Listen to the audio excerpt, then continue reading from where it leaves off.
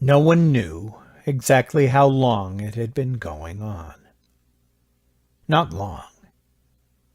2 days, 2 weeks. It couldn't have been much longer than that, Cheney reasoned. Not that it mattered. It was just that people got to watch a little more of the show with the added thrill of knowing the show was real. When the United States, the whole world, found out about the Reploids, it was pretty spectacular. Just as well, maybe. These days, unless it's spectacular, a thing can go on damned near forever. It is neither believed nor disbelieved. It is simply part of the weird Godhead mantra that makes up the accelerating flow of events and experience as the century neared its end. It's harder to get people's attention. It takes machine guns in a crowded airport, or a live grenade rolled up the aisle of a busload of nuns stopped at a roadblock in some Central American country overgrown with guns and greenery. The Reploids became national and international news on the morning of November 30th, 1989, after what happened during the first 2 chaotic minutes of the Tonight Show taping in beautiful downtown Burbank, California, the night before. The floor manager watched intently as the red sweep second hand moved upward toward the 12. The studio audience clock-watched as intently as the floor manager. When the red sweep second hand crossed the 12, it would be 5 o'clock, and taping of the umptieth Tonight Show would commence. As the red second hand passed the 8, the audience stirred and muttered with its own peculiar sort of stage fright. After all, they represented America, didn't they? Yes. "Let's have it quiet, people, please," the floor manager said pleasantly, and the audience quieted like obedient children. Doc Severance's drummer ran off a fast little riff on his snare, and then held his sticks easily between thumbs and fingers, wrists loose, watching the floor manager instead of the clock, as the show people always did.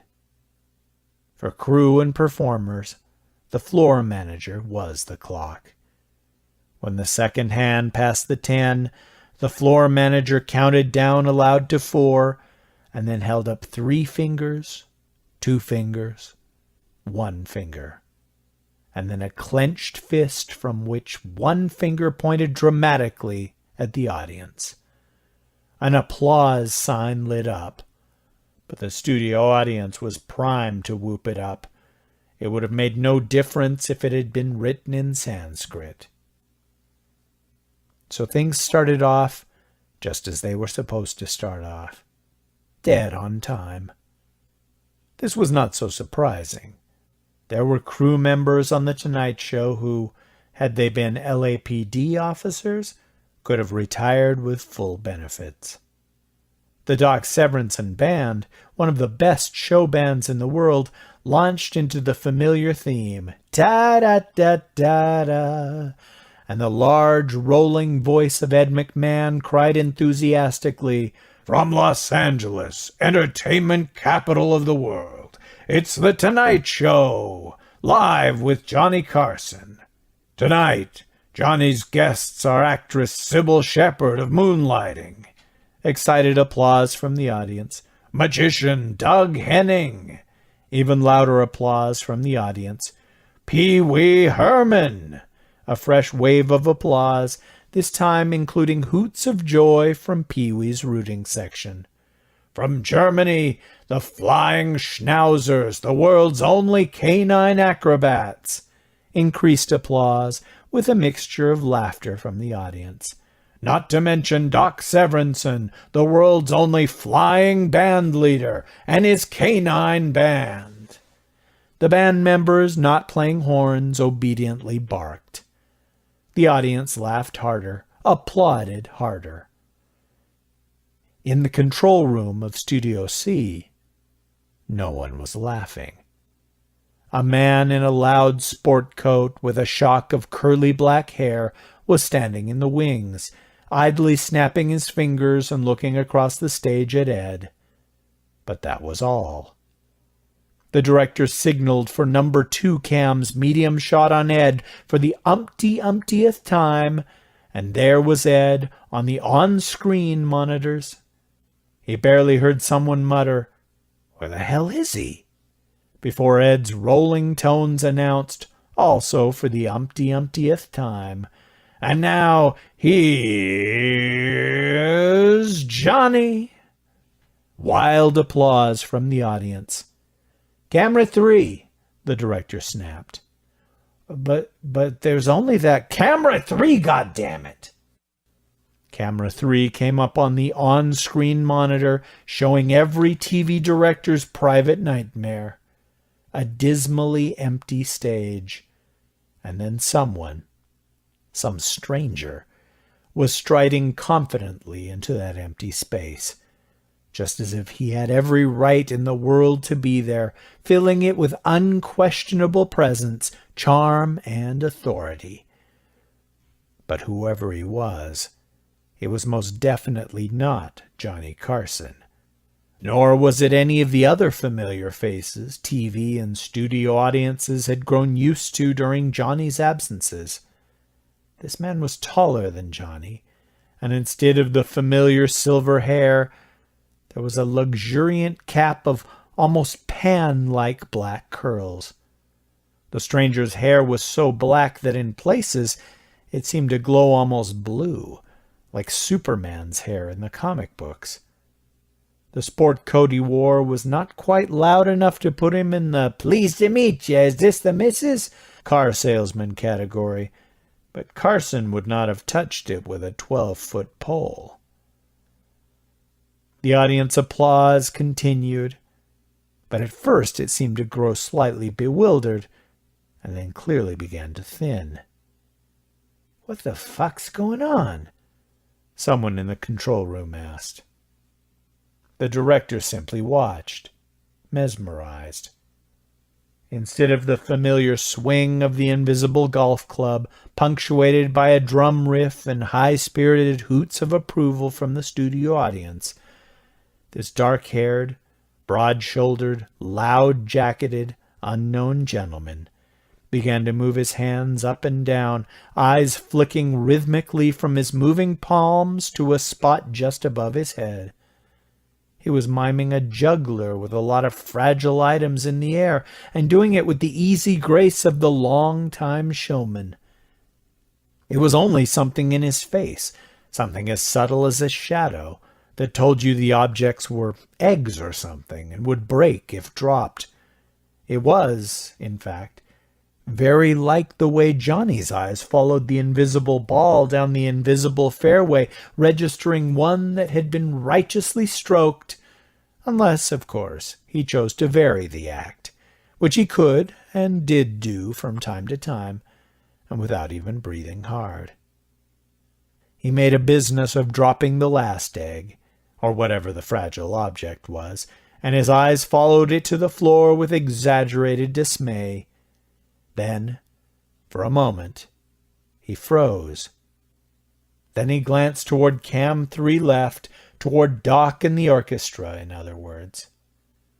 After repeated viewings of the videotape, Dave Cheney came to what seemed to him to be an irrefutable conclusion, although many of his colleagues, including his partner, questioned it. "He was waiting for a sting," Cheney said. "Look, you can see it on his face. It's as old as burlesque."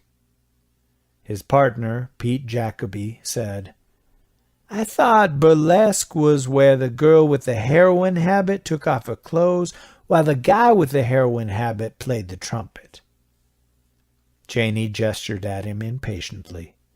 "Think of the lady that used to play the piano in the silent movies then, or the one that used to do schmaltz on the organ during the radio soaps." Jacoby looked at him, wide-eyed. they have those things when you were a kid, Daddy?" he asked in a falsetto voice. "Will you for once be serious?" Janie asked him. "Because this is a serious thing we got here, I think. What we got here is very simple. We got a nut."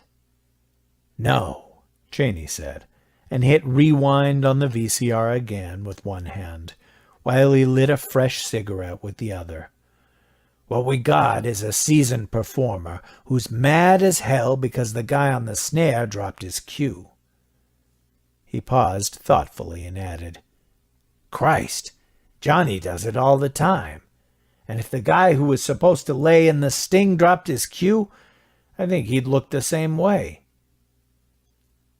By then, it didn't matter.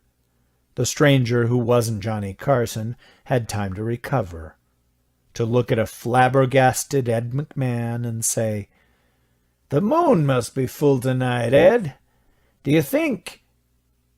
And that was when the NBC security guards came out and grabbed him. "Hey, what the fuck do you think you're—" But by then, they had dragged him away. In the control room of Studio C, there was total silence. The audience monitors picked up the same silence. Camera 4 was swung toward the audience and showed a picture of 150 stunned, silent faces. Camera 2, the one medium close on Ed McMahon, showed a man who looked almost cosmically befuddled. The director took a package of Winstons from his breast pocket, took one out, put it in his mouth, took it out again and reversed it so the filter was facing away from him, and abruptly bit the cigarette in two. He threw the filtered half in one direction and spat the unfiltered half in another. "Get up a show from the library with Rickles," he said. "No, Joan Rivers. And if I see Toady Fields, someone is going to get fired." Then he strode away, head down, and shoved a chair with such violence on his way out of the control room that it struck the wall, rebounded, nearly fractured the skull of a white-faced intern from USC, and fell on its side. One of the PAs told the intern in a low voice, "Don't worry. That's just Fred's way of committing honorable seppuku." The man who was not Johnny Carson was taken, bellowing loudly, not about his lawyer, but his team of lawyers, to the Burbank police station. In Burbank, as in Beverly Hills and Hollywood Heights, there is a wing of the police station which is known simply as Special Security Functions. This may cover many aspects of the sometimes crazed world of Tinseltown law enforcement. The cops don't like it. The cops don't respect it. But they ride with it. You don't shit where you eat. Rule 1. Special Security Functions might be the place to which a coke-snorting movie star whose last picture grossed $70 million might be conveyed, the place to which the battered wife of an extremely powerful film producer might be taken. It was the place to which the man with the dark crop of curls was taken. The man who showed up in Johnny Carson's place on the stage of Studio C on the afternoon of November 29th identified himself as Ed Paladin, speaking the name with an air of one who expects everyone who hears it to fall on his or her knees and, perhaps, genuflect. His California driver's license, Blue Cross, Blue Shield card, Amex and Diners Club cards also identified him as Edward Paladin. His trip from Studio C ended, at least temporarily, in a room in the Burbank PD's Special Security area. The room was paneled with tough plastic that almost did look like mahogany, and furnished with a low, round couch and tasteful chairs. There was a cigarette box on the glass-topped coffee table filled with Dunhills, and the magazines included Fortune and Variety and Vogue and Billboard and GQ. The wall-to-wall carpet wasn't really ankle-deep, but looked it. And there was a cable view guide on top of the large-screen TV. There was a bar, now locked, and a very nice Neo-Jackson Pollock painting on one of the walls. The walls, however, were of drilled cork, and the mirror above the bar was a little bit too large and a little bit too shiny to be anything but a piece of one-way glass. The man who called himself Ed Paladin stuck his hands in his just-too-loud sport coat pockets, looked around disgustedly, and said, "An interrogation room by any other name is still an interrogation room." Detective First Grade Richard Cheney looked at him calmly for a moment. When he spoke, it was in the soft and polite voice that had earned him the only half-kidding nickname Detective to the Stars. Part of the reason he spoke this way was because he genuinely liked and respected show people. Part of the reason was because he didn't trust them. Half the time they were lying. They didn't know it. "Could you tell us, please, Mr. Paladin, how you got on the set of The Tonight Show, and where Johnny Carson is?" "Who's Johnny Carson?" Pete Jacoby, who wanted to be Henny Youngman when he grew up, Cheney often thought, gave Cheney a momentary dry look every bit as good as a Jack Benny deadpan. Then he looked back at Edward Paladin and said, "Johnny Carson's the guy who used to be Mr. Ed. You know, the talking horse? I mean, a lot of people know about Mr. Ed, the famous talking horse, but an awful lot of people don't know that he went to Geneva to have a species change operation, and when he came back, he was—" Cheney often allowed Jacoby his routines. There really was no other word for them, and Cheney remembered one occasion when Jacoby had gotten a man charged with beating his wife and infant son to death, laughing so hard that tears of mirth rather than remorse were rolling down his cheeks as he signed the confession that was going to put the bastard in jail for the rest of his life. But he wasn't going to tonight. He didn't have to see the flame under his ass. He could feel it, and it was being turned up. Pete was maybe a little slow on the uptake about some things, and maybe that was why he wasn't going to make Detective First for another 2 or 3 years, if he ever did. Some 10 years ago, a really awful thing had happened in a little nothing town called Chowchilla.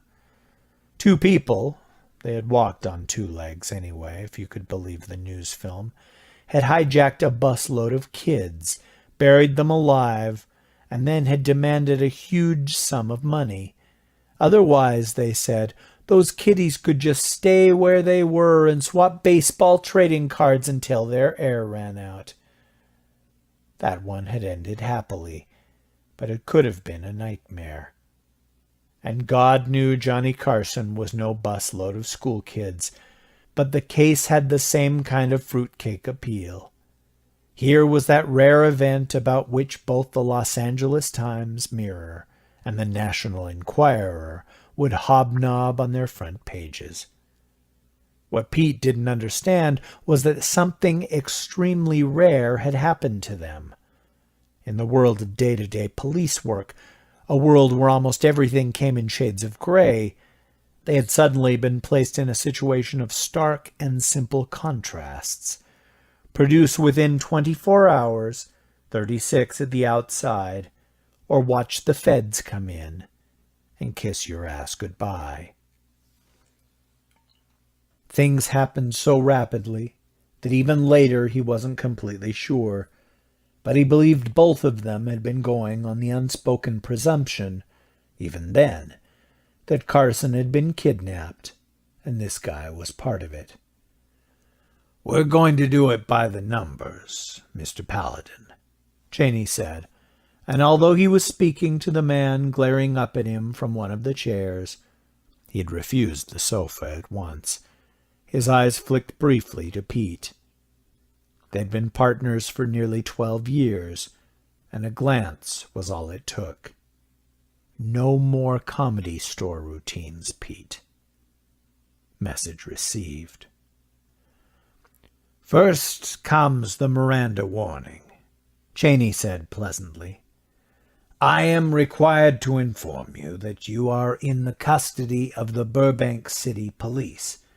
Although not required to do so immediately, I'll add that a preliminary charge of trespassing. Trespassing? An angry flush burst over Paladin's face. On property both owned and leased by the National Broadcasting Company has been lodged against you. I'm Detective First Grade Richard Cheney. This man with me is my partner, Detective Second Grade Peter Jacoby. We'd like to interview you. Fucking interrogate me is what you mean. I only have one question, as far as interrogation goes, Cheney said. Otherwise, I only want to interview you at this time. In other words, I have one question relevant to the charge which has been lodged. The rest deal with other matters. Well, what's the fucking question? That wouldn't be going by the numbers, Jacoby said. Cheney said, I am required to tell you that you have the right to have my lawyer here, you bet, Paladin said. And I just decided that before I answer a single fucking question, and that includes where I went to lunch today and what I had, he's going to be in here. Albert K. Dellums. He spoke this name as if it should rock both detectives back on their heels, but Cheney had never heard of it and could tell by Pete's expression that he hadn't either. Whatever sort of crazy this Ed Paladin might turn out to be, he was no dullard. He saw the quick glances which passed between the two detectives and read them easily. You know him? Cheney's eyes asked Jacoby's, and Jacoby's replied, Never heard of him in my life. For the first time, an expression of perplexity, it was not fear, not yet, crossed Mr. Edward Paladin's face. Al Dellums, he said, raising his voice like some Americans overseas who seem to believe they can make the waiter understand if they only speak loudly enough and slowly enough. Al Dellums of Dellums, Carthage, Stoneham, and Talo. I guess I shouldn't be all that surprised that you haven't heard of him. He's only one of the most important, well-known lawyers in the country. Paladin shot the left cuff of his just slightly too loud sport coat and glanced at his watch. If you reach him at home, gentlemen, he'll be pissed. If you have to call his club, and I think this is his club night, he's going to be pissed like a bear. Cheney was not impressed by bluster. If you could sell it at $0.25 a pound, he never would have had to turn his hand at another day's work. But even a quick peek had been enough to show him that the watch Paladin was wearing was not just a Rolex, but a Rolex Midnight Star. It might be an imitation, of course, but his gut told him it was genuine. Part of it was his clear impression that Paladin wasn't trying to make an impression.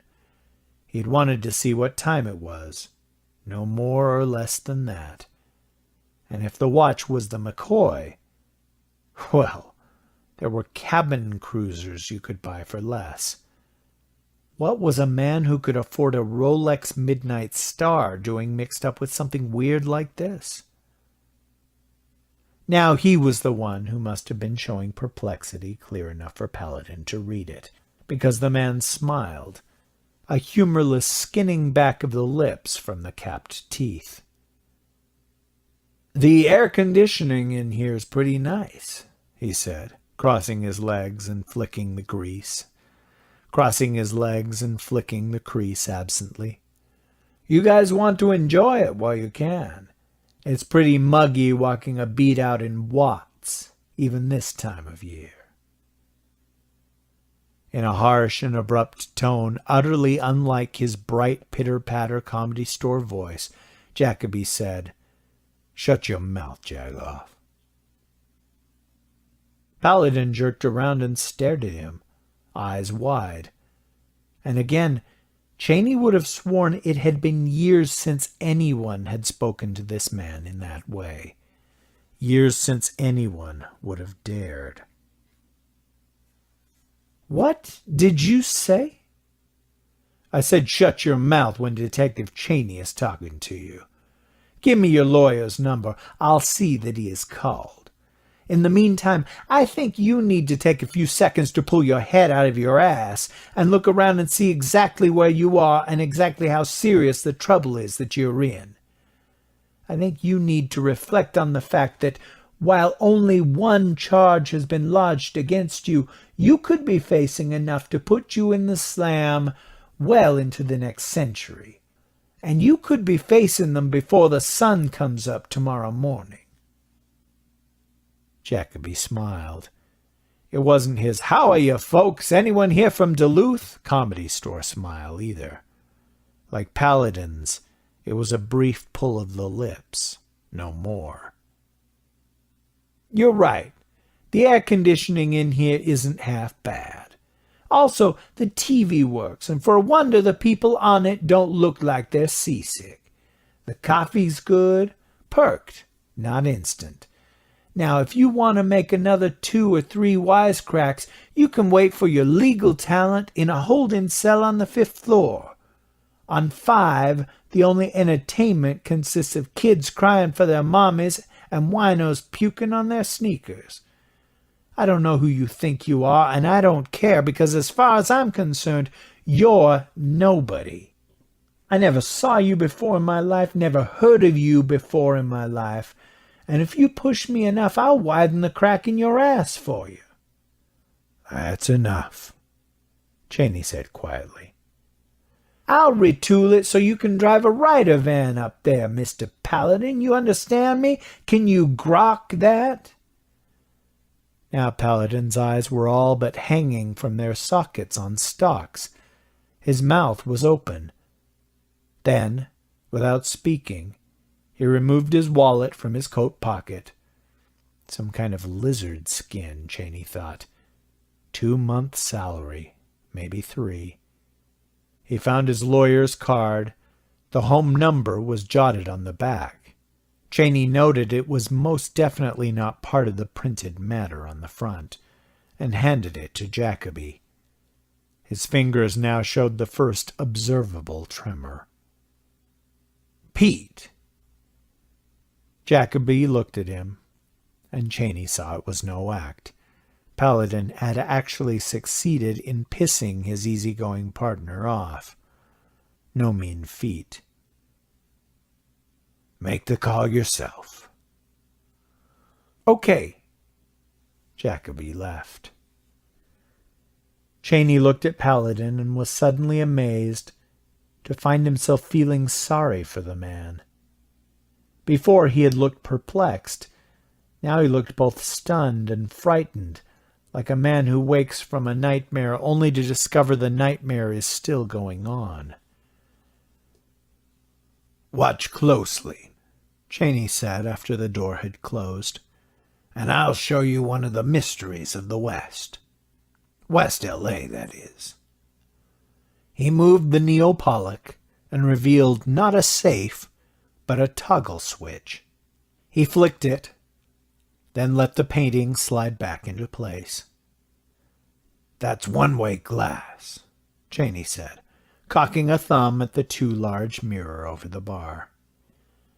"I am not terribly surprised to hear that," Paladin said, and Cheney reflected that, while the man might have some of the shitty, egocentric habits of the very rich and well-known in L.A., he was also a near-superb actor. Only a man as experienced as he was himself could have told how really close Paladin was to the ragged edge of tears. But not of guilt. That was what was so puzzling, so goddamn maddening. Of perplexity. He felt that absurd sense of sorrow again. Absurd because it presupposed the man's innocence. He did not want to be Edward Paladin's nightmare.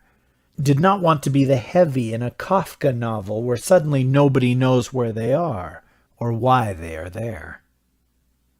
"I can't do anything about the glass," Cheney said. He came back and sat down across the coffee table from Paladin. "But I've just killed the sound. So it's you talking to me, and vice versa." He took a pack of Kents from his breast pocket, stuck one in the corner of his mouth, then offered the pack to Paladin. "Smoke?" Paladin picked up the pack, looked it over, and smiled. "Even my old brand. I haven't smoked one since the night Yul Brynner died, Mr. Cheney. I don't think I want to start again now." Cheney put the pack back into his pocket. "Can we talk?" he asked. Paladin rolled his eyes. "Oh my God, it's Joan Rayford." "Who?" "Joan Rayford. You know, I took Elizabeth Taylor to Marine World, and when she saw Shamu the whale, she asked me if it came with vegetables." "I repeat, Detective Cheney, grow up. I have no reason in the world to believe that switch is anything but a dummy. My God, how innocent do you think I am?" Joan Rayford. Is that what he really said? Joan Rayford. "What's the matter?" Paladin asked pleasantly. He crossed his legs the other way. "Did you perhaps think you saw a clear path? Me breaking down, maybe saying I'd tell everything, just don't let 'em fry me, copper." With all the force of personality he could muster, Cheney said, "I believe things are very wrong here, Mr. Paladin. You've got them wrong, and I've got them wrong. When your lawyer gets here, maybe we can sort them out, and maybe we can't. Most likely we can't. So listen to me, and for God's sake, use your brain. I gave you the Miranda warning. You said you wanted your lawyer present. If there was a tape turning, I've buggered my own case. Your lawyer would have to say just one word, enticement, and you'd walk free, whatever has happened to Carson. And I could go to work as a security guard in one of those flea-bitten little towns down by the border." "You say that," Paladin said, "but I'm no lawyer." "But convince me," his eyes said. "Yeah, let's talk about this. Let's see if we can't get together, because you're right. Something is weird. So, convince me." "Is your mother alive?" Cheney asked abruptly. "What?" "Yes, but what does that have to do?" "You talk to me, or I'm going to personally take 2 CHP motorcycle cops, and the 3 of us are going to rape your mother tomorrow," Cheney screamed. "I'm personally going to take her up the ass. Then we're going to cut off her tits and leave them on the front lawn, so you better talk." Paladin's face was as white as milk, a white so white it was nearly blue. "Now are you convinced?" Cheney asked softly. "I'm not crazy. I'm not going to rape your mother. But with a statement like that on a reel of tape, you could say you were the guy on the grassy knoll in Dallas, and the Burbank police wouldn't produce the tape. I want to talk to you, man. What's going on here?"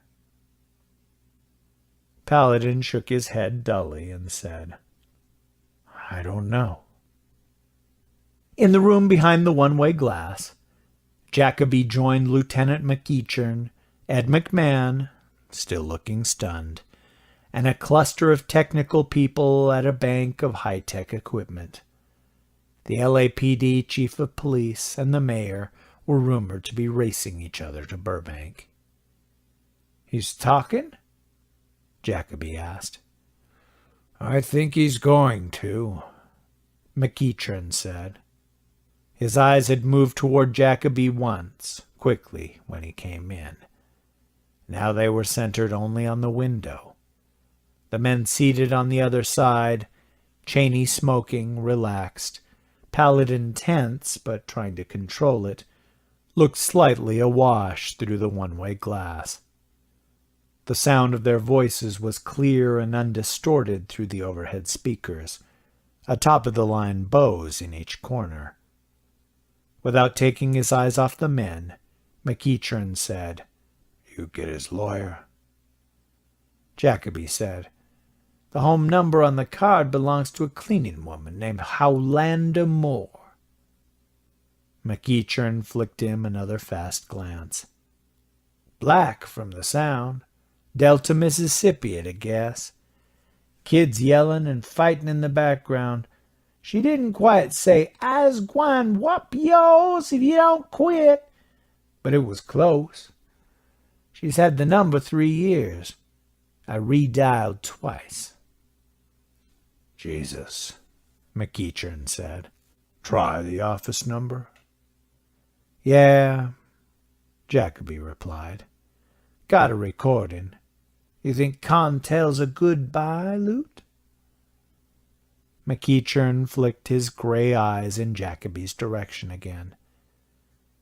"The number on the front of the card is that of a fairly large stock brokerage," Jacoby said quietly. "I looked under lawyers in the yellow pages. Found no Albert K. Dellums. Closest is an Albert Dillon, no middle initial. No law firm like the one on the card." "Jesus pleases," McEachern said. And then the door banged open and a little man with the face of a monkey barged in. The mayor had apparently won the race to Burbank. "What's going on here?" he said to McEachern. "I don't know," McEachern said. "All right," Paladin said wearily. "Let's talk about it. I feel, Detective Cheney, like a man who has just spent 2 hours or so on some disorienting amusement park ride, or like someone slipped some LSD into my drink. Since we're not on the record, what was your one interrogatory? Let's start with that." "All right," Cheney said. "How did you get into the broadcast complex? And how did you get into Studio C?" "Those are 2 questions." "I apologize." Paladin smiled faintly. "I got on the property and into the studio," he said, "the same way I've been getting on the property and into the studio for over 20 years. My pass. Plus the fact that I know every security guard in the place. Shit, I've been there longer than most of them." "May I see that pass?" Cheney asked. His voice was quiet, but a large pulse beat in his throat. Paladin looked at him warily for a moment, then pulled out the lizard skin wallet again. After a moment of rifling, he tossed a perfectly correct NBC Performers pass onto the coffee table. Correct, that was, in every way but one. Cheney crushed out his smoke, picked it up, and looked at it. The pass was laminated. In the corner was the NBC peacock, something only long-timers had on their cards. The face in the photo was the face of Edward Paladin. Height and weight were correct, No space for eye color, hair color, or age, of course, when you are dealing with ego. Walk softly, stranger, for here there be tigers. The only problem with the pass was that it was salmon pink. NBC performers' passes were bright red. Cheney had seen something else while Paladin was looking for his pass.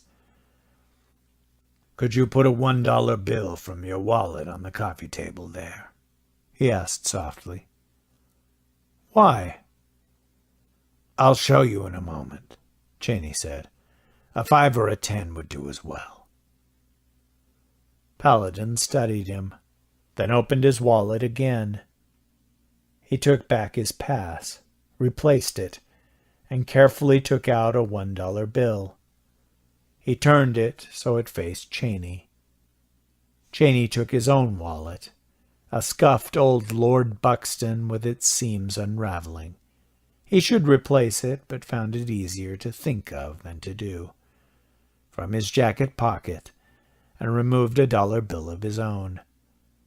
He put it next to Paladin's, and then turned them both around so Paladin could see them right side up, so Paladin could study them.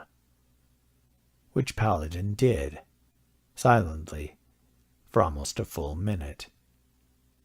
His face slowly flushed dark red, and then the color slipped from it a little at a time. He'd probably meant to bellow, "What the fuck is going on here?" Cheney thought later. But what came out was a breathless little gasp. "What?" "I don't know," Cheney said.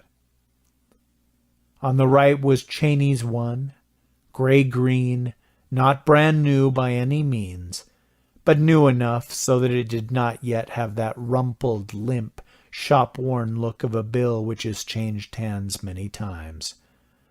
Big number ones at the top corners, smaller ones at the bottom corners, Federal Reserve note in small caps between the top ones and the United States of America in larger ones, the letter A in a seal to the left of Washington, along with the assurance that this note is legal tender for all debts, public and private. It was a Series 1985 bill, the signature that of James A. Baker III. Paladin's one was not the same at all. The ones in the four corners were the same. The United States of America was the same. The assurance that the bill could be used to pay all public and private debts was the same. But Paladin's one was a bright blue. Instead of Federal Reserve note, it said currency of government. Instead of the letter A was the letter F. But most of all, it was the picture of the man on the bill that drew Cheney's attention, just as the picture of the man on Cheney's bill drew Paladin's. Cheney's gray-green one showed George Washington. Paladin's blue one showed James Madison.